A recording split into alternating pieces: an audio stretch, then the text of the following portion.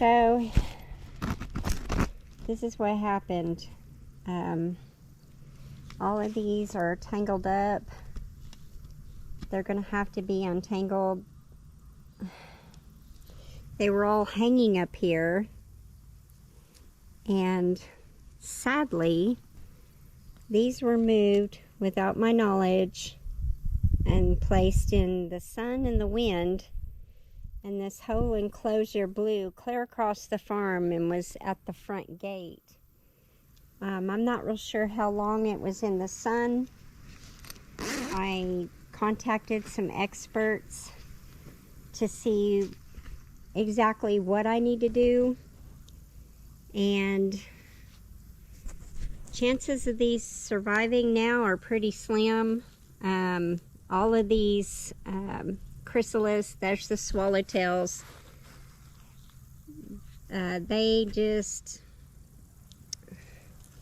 they're all tangled, and I'm going to have to somehow carefully untangle those and get them hung up here.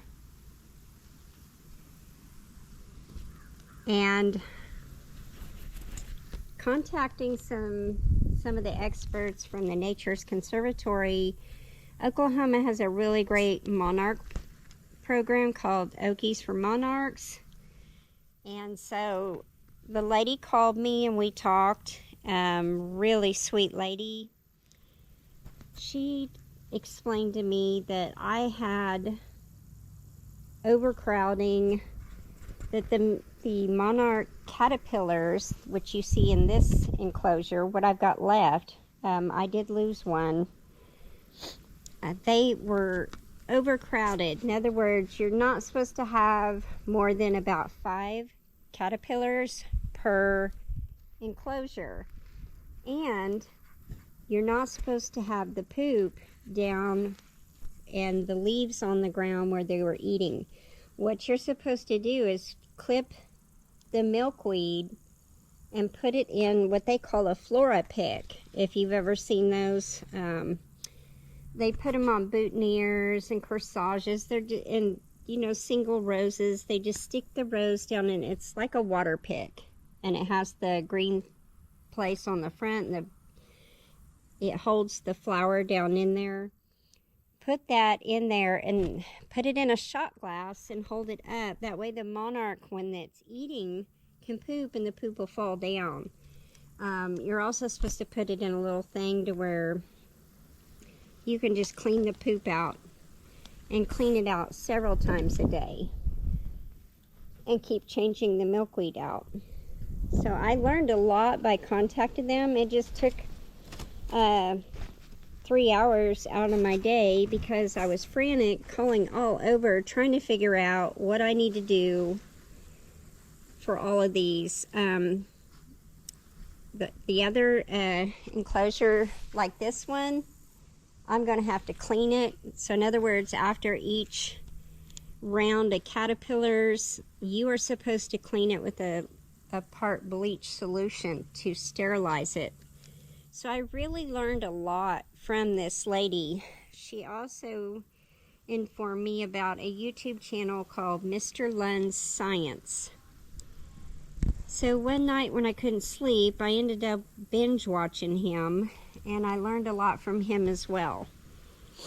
I'm going to have to go get some tweezers and such, and I'm going to have to kind of move those around. The reason they were outside instead of inside is I did learn, and I did have this right, that these caterpillars are supposed to be kept outside to where they get a little bit of morning sun, but not kept in the full sun, and that they will pick up the natural instinct for their migration pattern. If you raise them inside, they don't have that natural, from nature, instinct for their migration. So somehow it messes them up. It's different temperatures, different environment, and it's just not good. So I had them outside, and I would just put them up at night because we have all kinds of critters that like to tear stuff up. And So I just put them in, and I get the enclosures out in the morning, and then I keep them up to where the ants can't get to them. But I didn't know they were going to be moved without my knowledge, and I'm so frustrated. It wasn't anything that I could help, but now I've got this tangled mess. These aren't supposed to be just laying down here like this, and they're not supposed to be tangled like this. They will not survive like this, because when the Monarch gets ready, the chrysalis will turn black, and you can actually see the Monarch in the chrysalis, and it has to pretty much hang, and it has to hang for several hours.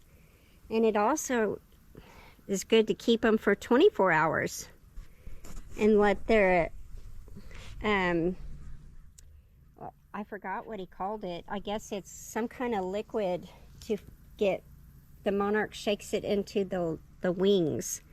So if you're interested in helping the Monarchs, I suggest that before you raise them, that you go and learn everything you can from this Mr. Lund's science. And do not overcrowd like I did. These are actually probably too close, and I can try to move them.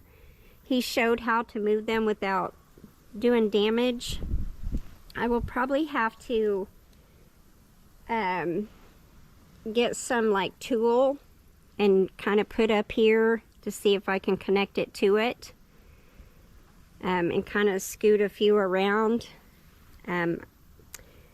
I have another one of these. I don't know where it's at the time. I've got a lot of stuff packed, so I do have one more of these. Oops, I'm going to have to hang on to this. The wind picked up. But at this point, now I'm down to 2 caterpillars, because when I had these out here, the wind blew, knocked this one down, so the chrysalis that were attached for the swallowtails came off and were tumbled around, which isn't good either. They're a little bit stronger, but still, it just really upset me. So I'm going to have to get the other enclosure like this, and I'm going to have to clean it real good with a bleach solution. And whoops, I'm like trying to do this in the wind, because I'm going to have to reconnect them tonight, and I'm really nervous about doing it. I hope I'm not going to lose the other caterpillar. She said it's kind of iffy. Oh, it's down there. I was able to stop on the road. I had to go to the city, and I stopped on our county road, and I was able to find a small patch of naturalized milkweed. And so I washed the leaves off, which I know they don't spray on our county road, and then I put some in there. I'm going to go to the floral shop tomorrow, and I'm going to pick up a flora pick or two from the local florist, and that way I can just cut the milkweed and put it in there and do exactly like she told me. I've been like cleaning the poop out like several times a day until I can get to the flower shop on Monday and get the flora picks. But anyway, this is what happened. I'm just sick. I don't know. These 2 guys will probably make it. They'll go up into chrysalis, and they will be fine. The only problem is the other group. I don't know how many of those will survive. The ones that are hanging should be okay. The only problem is I don't know what time the person moved the enclosures, when they blew, and how long they were in the sun before I found them.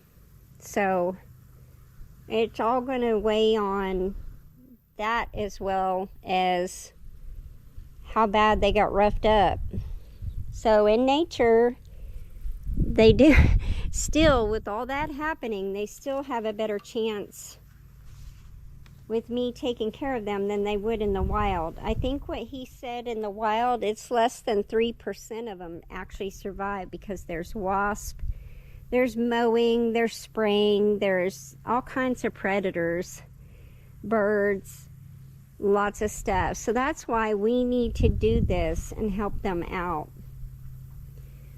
But I'm frustrated. I will take you guys along on the journey. I have a huge mess to untangle and clean up, and I'm honestly not sure how I'm going to do it, because I didn't want to mess with them. I wanted them to go into chrysalis and just, you know, not have any issues. I thought I was doing everything right. Make sure you learn everything there is to know before you raise these, because they are on the endangered species list, and that is why I'm choosing to do this, to help them out, to get the numbers back up, because the numbers for the monarchs are so low that it's taking a national or a nationwide effort to save the monarchs, and their only food source is the milkweed. So keep that in mind. There's swamp, there's tropical, there's common milkweed, and I believe there's a few other milkweeds. And then also the nectar flowers. You want plenty of nectar flowers on your farm so that the monarch herself can also have nectar. And you want that throughout the season for all your pollinators. So you have like if you go on the Nature's Conservatory website, they have a list of all the nectar flowers that early spring, mid-spring to summer, midsummer to fall. So they have a list of everything that'll bloom within the season, throughout the whole entire season, different nectar plants, all of your pollinators. So it's great to learn what all those are for your area. For Oklahoma, we have a pretty good amount of stuff. And luckily, I have a lot of that stuff naturally growing on our farm. So that is a huge plus. But anyway, I'm just frustrated. I'm going to try to rehang them. I've got to clean the other enclosure. I don't keep bleach around, so I had to go get a little tiny thing of bleach. And I will clean that other enclosure, clean it really good, sterilize it, and then hang some of these monarchs in there. So I will bring you back when I get all that done. It may be tomorrow. It's been a crazy busy weekend. We've been trying to clean up the farm. Fall is a big time to clean up.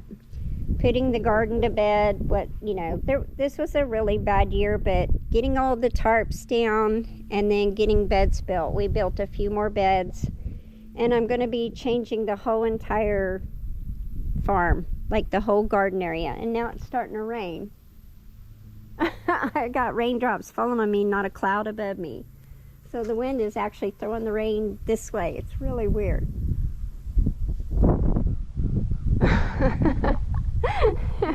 It never fails. I tried to do videos this weekend, and it started to sprinkle, and it's just crazy. But anyway, I had to run to the city. I haven't gone to the grocery store in 3 weeks. I had to go grab a few things, and I've got to get some dinner going. I really wanted to catch one of my friends' live streams, Little Frenchie in Big Texas. Her and her girls do a live stream on Sunday, and they are so precious. And I've been missing a lot of the live streams because I'm so busy on this farm. But we have some big things coming up, and I'm excited, and I will, kind of share things as we're going. But just the upkeep of the farm is a lot of work, and then I don't really get to be on YouTube as much as I would like, and I don't get to watch as many people as I would like.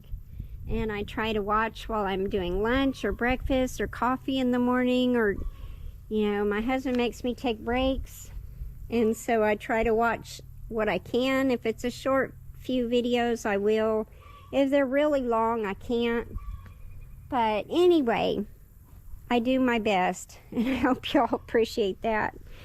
Anyway, I hope y'all have a blessed Sunday. I will keep you posted on now the trauma that's been done to the monarchs, and we'll just please say a prayer that they somehow pull through it, because it was something out of my control. But I'm glad that I found this out. So next year I can be even more ready and be prepared on how to properly raise them and get more of those butterfly enclosures purchased, get them here, and be ready to go. All right, y'all, take care. I hope you have a blessed weekend. Talk to you later.